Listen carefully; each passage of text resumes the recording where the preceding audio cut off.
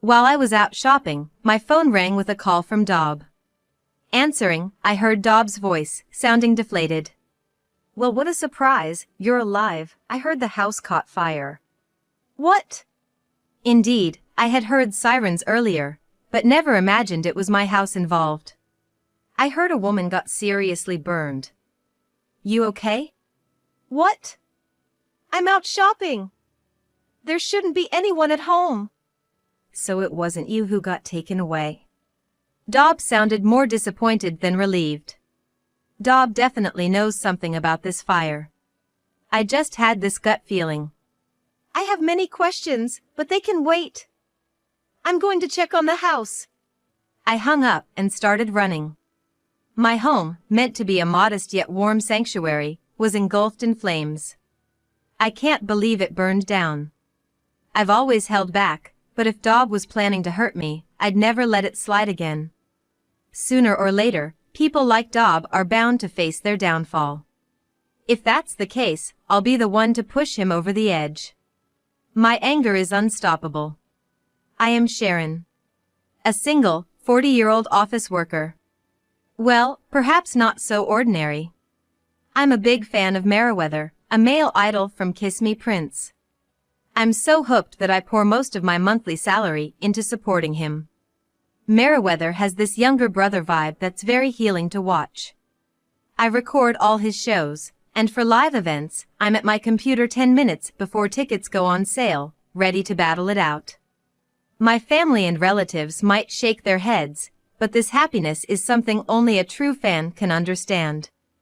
As long as I have someone to love, I should feel fulfilled, or so I thought. But now, Clayton, the last of my close friends from college, has gotten married. Looking around, I'm the only one left unmarried. The reality I've been avoiding all this time has finally caught up with me. Overwhelmed, I impulsively signed up on a matchmaking website.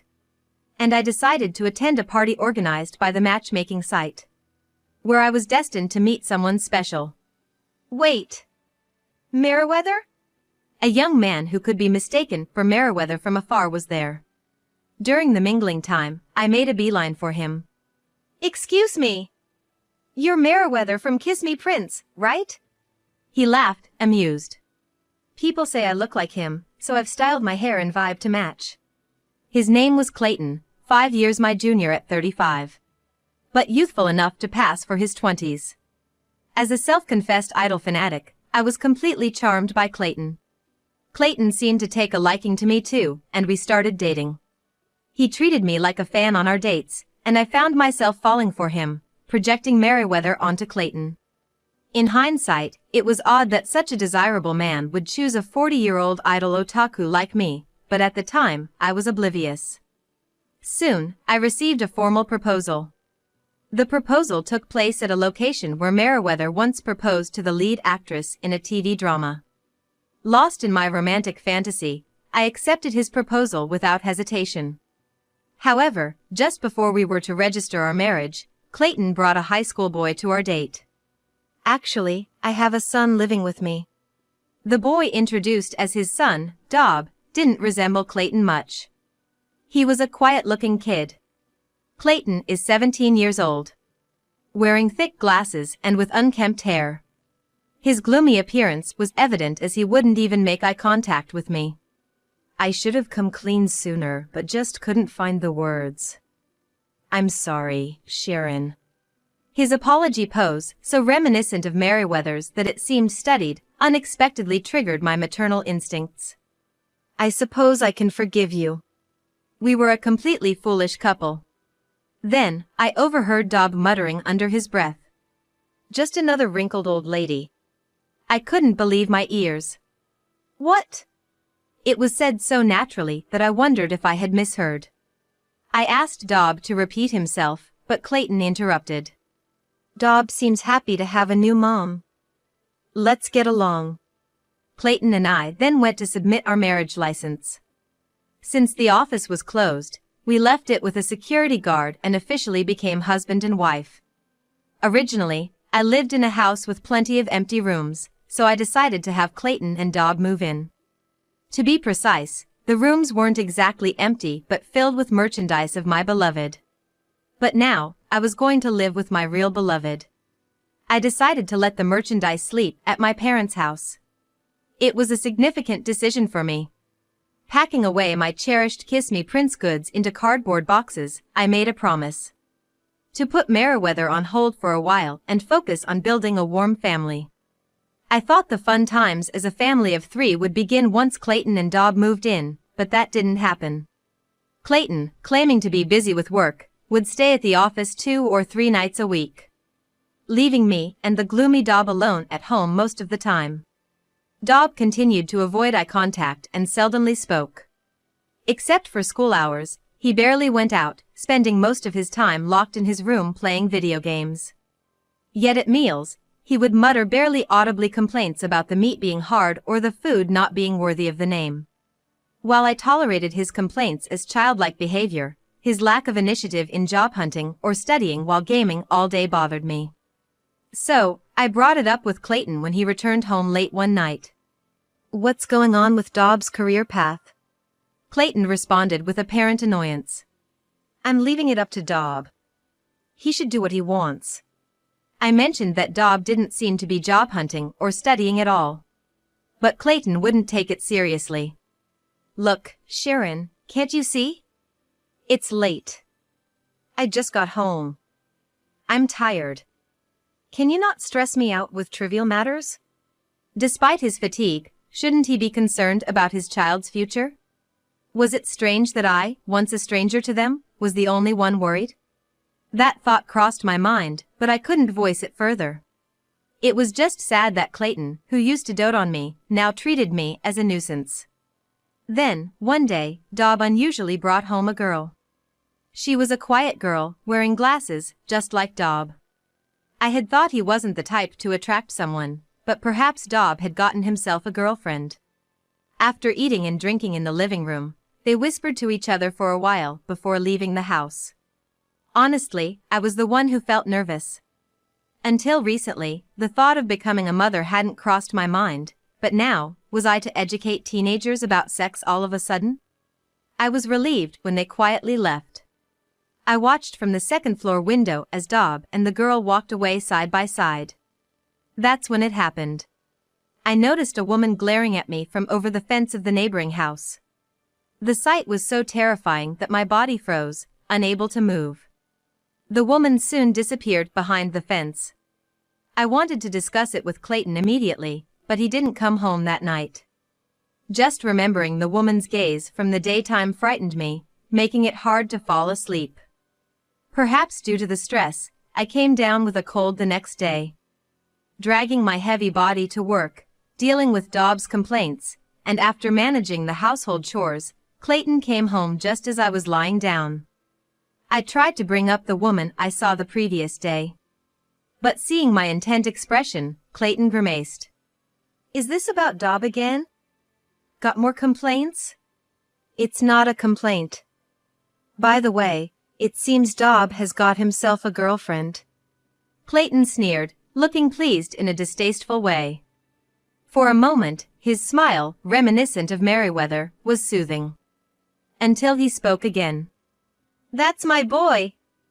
The art of roping in simple girls, I taught him well." "Simple girls?" I echoed back, and Clayton hastily corrected himself. "No, I misspoke. Just shared some tips on wooing a girl he likes." Then, he gently tapped my head. "Thanks for all your hard work. I appreciate what you do for me." Being treated this way used to bring me the utmost joy during our dating days.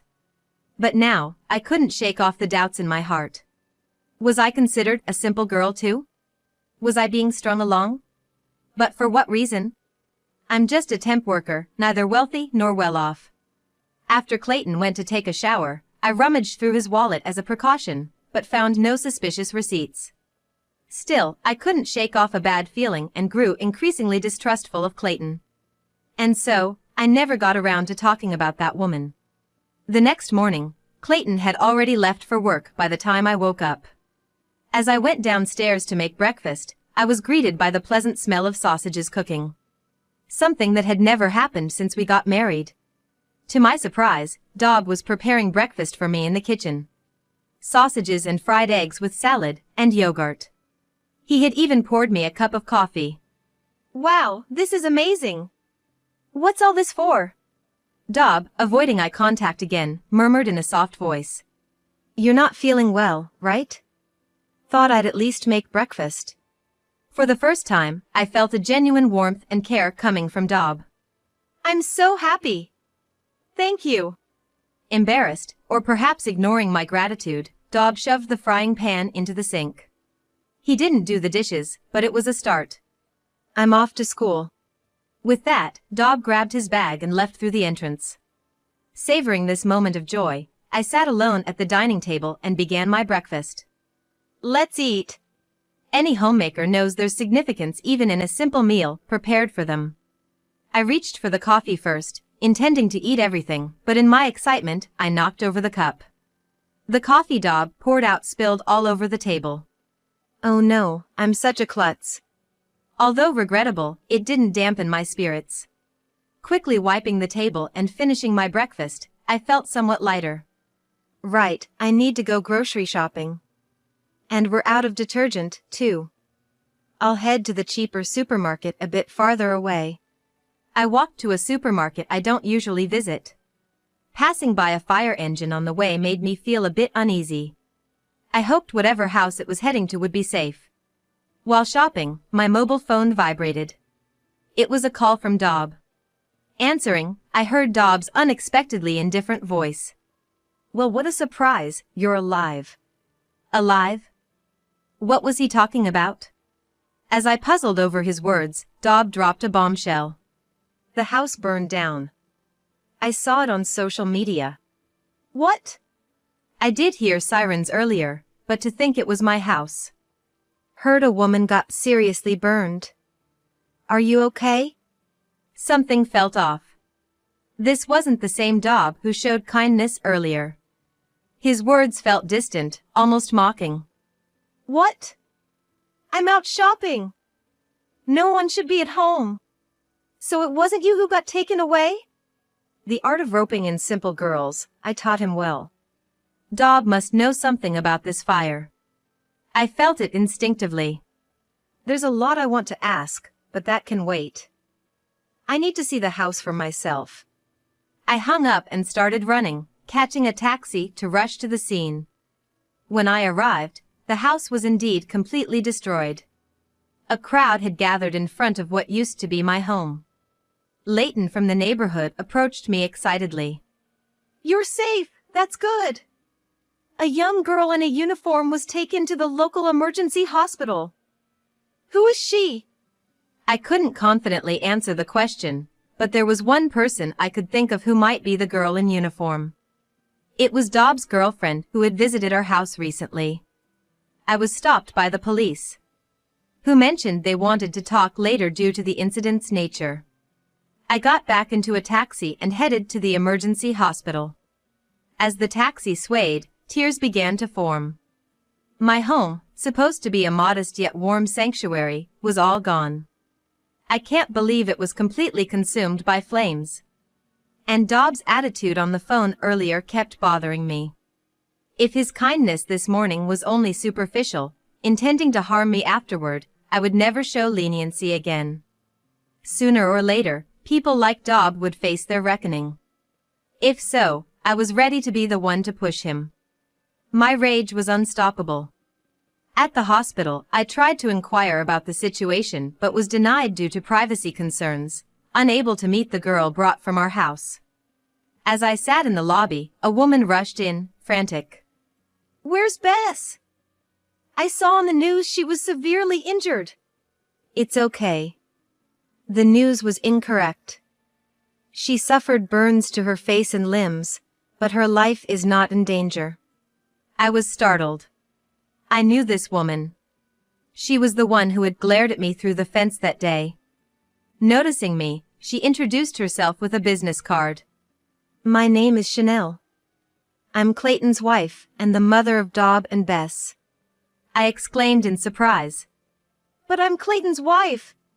Chanel seemed to want to explain, but decided visiting her daughter was more urgent. Sharon, please come with me. In the hospital room, the girl who had visited our house, Dobbs' girlfriend, lay in bed. Upon seeing me, she burst into tears. "I'm sorry, I'm so sorry." Comforted by Chanel, Bess sobbed and revealed the whole story. Turns out, Bess wasn't Dobbs' girlfriend but his sister. She had admired her kind brother since they were young. But some point in time, her brother changed. She said he learned from our father how to wrap simple girls around his finger. After that, he rarely came home. Probably because he was living with me, but Dobb told Bess he was living with a convenient woman. Even when he did come back, seeing my brother repeat his misogynistic remarks, Bess wished for the brother she remembered. "How can I get my kind brother back?" she asked Dobb, and to that he answered like this. "I want you to set fire to the house of Dad's mistress, Sharon." Bess, swayed by Dobb, scouted my house for this reason. That's why Bess had come to my house. After much hesitation, thinking of her brother, she went through with it. But called the authorities immediately after realizing the gravity of her actions. To save me, supposedly asleep inside, she broke a window to enter the house and got injured. "Wait. What do you mean supposedly asleep?" Through tears, Bess answered. "My brother planned to put sleeping pills in your coffee." A chill ran through me. Had I not spilled my coffee, I might not have been safe. Chanel, in a near frenzy, scolded Bess and apologized to me. "How could you do such a foolish thing? You nearly killed someone." "Sharon, I don't know how to apologize enough. It was a lack of supervision on our part. What Dobb and Bess did was terrifying." "About that," I started, addressing my lingering doubts. "Dobb is legally my child now, right? We submitted the marriage license." Chanel hesitantly took a piece of paper from her bag. It was Clayton's family register. Indeed, Chanel's name was listed as his wife. "My husband had previously deceived another woman in the same way. You and Clayton submitted the marriage license after hours, didn't you?" She was spot on.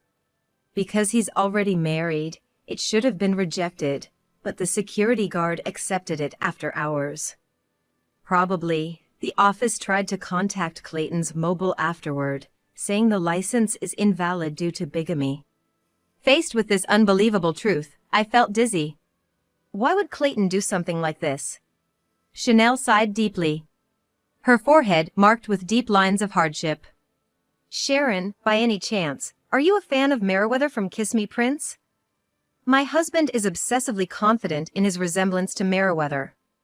He completely imitates Meriwether's fashion, hair, and gestures, approaching female fans to cheat and revel in the thrill. He can't be satisfied unless women idolize him like an idol. I've had enough this time. At that moment, the door of the hospital room opened, and a flustered Clayton entered. Seeing Chanel and me together, he had a look of regret. With fiery anger in my eyes, I glared at Clayton. "So we were strangers all along. You said you were staying at the office, but you were actually going back to Chanel's?" Clayton frantically tried to explain, but I wasn't listening anymore. "I'll be filing for damages, including for the house your son burned down. We're not related, so it won't be dismissed as a family matter." I grabbed my bag and strode out of the hospital room. Behind me, I could hear Chanel and Clayton arguing. As I vowed not to let this end here, I went back to my parents' home. Afterward, Dobb was arrested by the police. At my request, Bess was not arrested and was able to go home after being discharged from the hospital. Bess's face was left with scars from the burns. The emotional scars inflicted by her brother wouldn't heal easily. She would have to carry the heavy cross of having committed arson. I thought there was no need to punish her further. As for Dobb, who showed no remorse, I intended to let the authorities handle him. Dobb was about to turn 18. He was likely to be tried as an adult, not protected by juvenile law. While preparing the lawsuit, the doorbell rang. There stood Clayton. "Sharon, I'm really sorry about Dobb. Can we start over? I want you to be my fan again. Can you give me that energy of liking someone?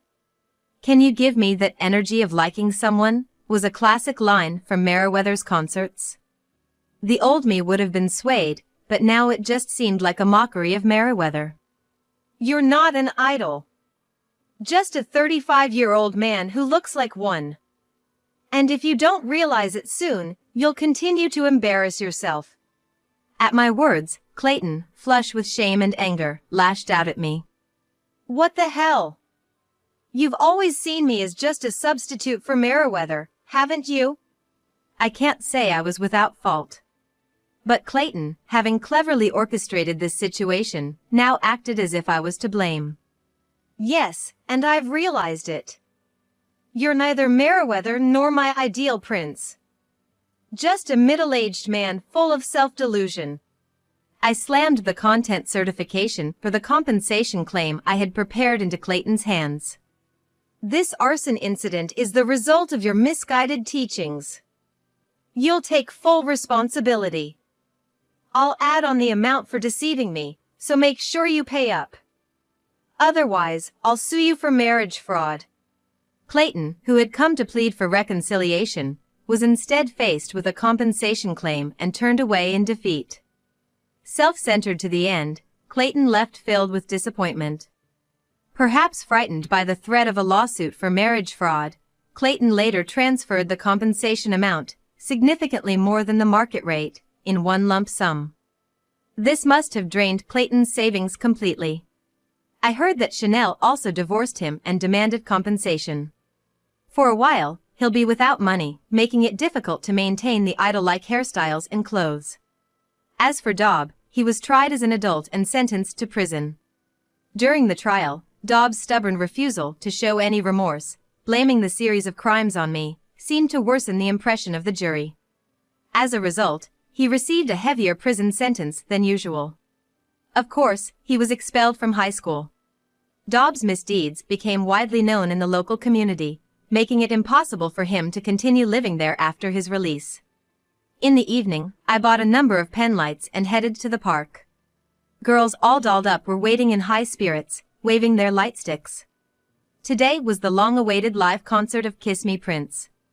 I dug out the merch I had put to sleep and resumed my fandom.